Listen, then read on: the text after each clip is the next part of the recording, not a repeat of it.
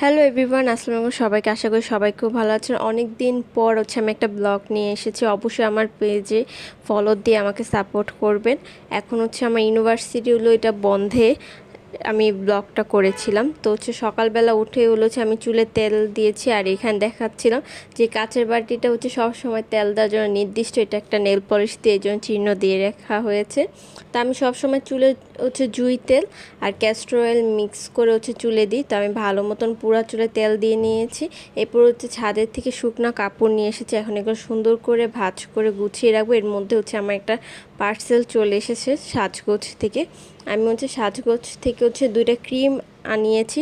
আর এখানে একটা অফার দিয়েছে যে এই রেস্টুরেন্টে যদি 500 টাকার আমি খাবার কিনি তাহলে এই খাবারটা আমার ফ্রি দিবে। তো দুপুরে লাঞ্চ করে ঘুমিয়ে গেছিলাম। ঘুমের থেকে উঠে আমার হাতে বানানো কেক আর চা খেয়ে বিকালে নাস্তা করে রেডি হয়ে আমি বাজার করতে চলে গিয়েছিলাম। আর স্বপ্ন এখন ব্যাগ দিয়ে অফ করাতে কী একটা ছালার বস্তা সব সময় নিয়ে যেতে হয়, মানে খুবই একটা আজব লাগে। তো স্বপ্নের থেকে বাজার করতে যে একটা মজার জিনিস দেখলাম চুই ঝাল। তো আমার আম্মুর আজকে গরুর মাংস রান্না করার কথা ছিল, তো চুই ঝাল পেয়েছে বলে আমি ফোন করে বলে রাখছি যাতে না রান্না করে। তো এসে চুই ঝাল দিয়ে গরুর মাংস রান্না করেছি। আর আমি স্বপ্ন সুপার শপ থেকে 100 টাকা এটা অফার লিলি কোম্পানি ফেস ওয়াশটা নিয়ে এসেছি। যেহেতু সামনে শীত আসতেছে, শীতে আমার স্কিনটা অনেক বেশি ড্রাই হয়ে যায়। আর এটা যেহেতু একটা মাইল্ড ফেস ওয়াশ, এটা সব টাইপের স্কিনে স্যুট করবে এবং শীতের এটা অনেক ভালো কাজ করবে। তো আপনারা চাইলে নিতে পারেন।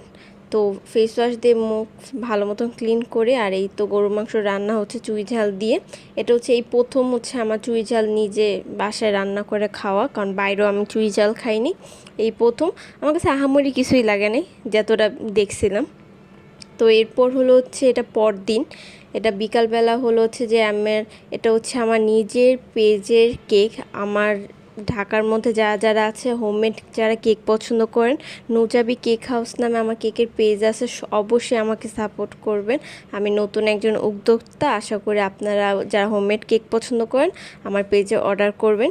এরপর আমি অল্প করে একটু চা খেয়ে নিচ্ছিলাম, কারণ পরে আমি আবার চা খাবো এর জন্য। তো এখানে আমি ছোলার ডাল আর আলু সিদ্ধ করে রেডি করে রাখছি। এখন আমি ছোলার ডালটা রান্না করব। আর এই রান্না ভিডিওটা আমার নুজাবি কুকিং ডায়েরি পেজে আপলোড করা হবে, যারা দেখতে চান অবশ্যই দেখবেন। আর এখন আমি চুলায় চা বসিয়ে দিয়েছি। আর সামান্য একটুখানি রান্না করাতে দেখেন কতগুলো থালা প্লেট জমছে।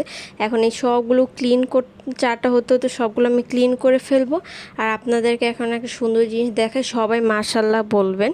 এটা আমার আম্মুর হাতে লাগানো জানলার পাশে সুন্দর করে গাছ, অবশ্যই মাশাল্লাহ বলতে ভুলবে না। তো এই গাছগুলোতে আমি পানি দিব।